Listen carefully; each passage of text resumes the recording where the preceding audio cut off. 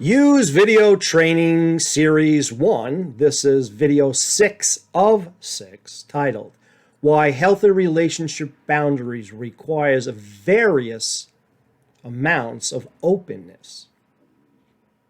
I want to share with you that one of the most important life lessons that I've learned doing this work since 1977 is that psycho-spiritual inner work, like the things we're talking about here, and being in emotionally mature relationships are not two separate tests.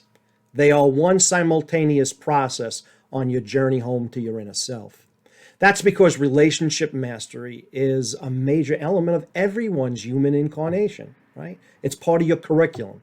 And boundary mastery is one of the most important skills to be in a highly functional relationship.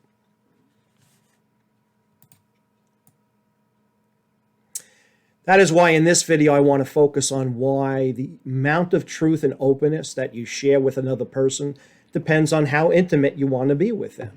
Meaning, the more intimate you want the relationship to be, the more truth you must be willing to share. Here are 4 boundary mastery openness rules. 1.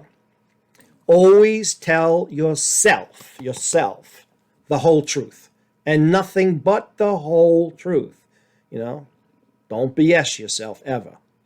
2, tell your loved ones as much truth as they can maturely process. 3, tell acquaintances and coworkers enough truth to maintain a highly functional relationship while simultaneously being cognizant to protect your privacy boundaries. And 4, don't tell the truth if telling the truth will put you in physical danger. Okay, so let's discuss each boundary mastery rule in greater detail about why these boundaries have to have various amounts of openness. So let's go back to rule number 1. Always tell yourself the whole truth and nothing but the truth, right? If you lie to yourself, where do you go from there?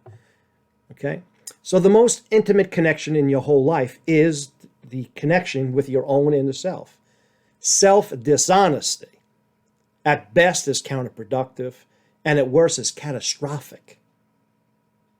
The good news is that as long as you never lie to yourself, you'll be able to heal the wounds created by your violations of distance and intrusion, and you'll be able to form new bonds with more emotionally honest, mature, consciously conscious people. Yay! So if you want to live a spiritually grounded life, always tell yourself the truth, the whole truth, and nothing but the truth, because, like the joke goes, denial is not a river in Egypt. Rule 2, tell your loved ones as much truth as they can maturely process. No matter how protective your rational lies, or what some people call white lies, may seem, they always reduce the amount of emotional intimacy within the relationship. And if the rational lying persists, it will eventually poison the emotional intimacy within that relationship. But at the same time, how much truth do you tell a young child when he or she asks you, where do babies come from? Right? How much truth do you say? And how do you say that? Or when a spouse who has shared that she feels very emotionally overwhelmed, that she had a very tough day, and yet your day was very stressful too. So how much do you share about yours if their stressful situation you feel in an empathetic way is much harder? Do you bury them even deeper? How much truth do you share? You don't lie. The main point is that you dispense the truth with as much wisdom and diplomacy, without lying. Easy to say, challenging to do. It takes a lot of practice. Rule 3, tell acquaintances, co-workers, enough truth to maintain a functional relationship while being cognizant to what? To protect your privacy boundaries. That's a big deal, right? Some people are just way too soon and way too much information.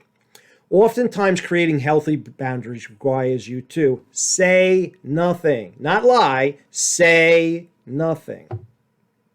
Meaning that sometimes it shows a fine command of the human language to keep your mouth shut. Lock it. As opposed to sharing private matters with people who you hardly know or you have yet to earn, that person has yet to earn your trust so that you can be emotionally intimate. Too soon, too fast. You don't even know who they are, and you're telling some great secret of a whole lifetime.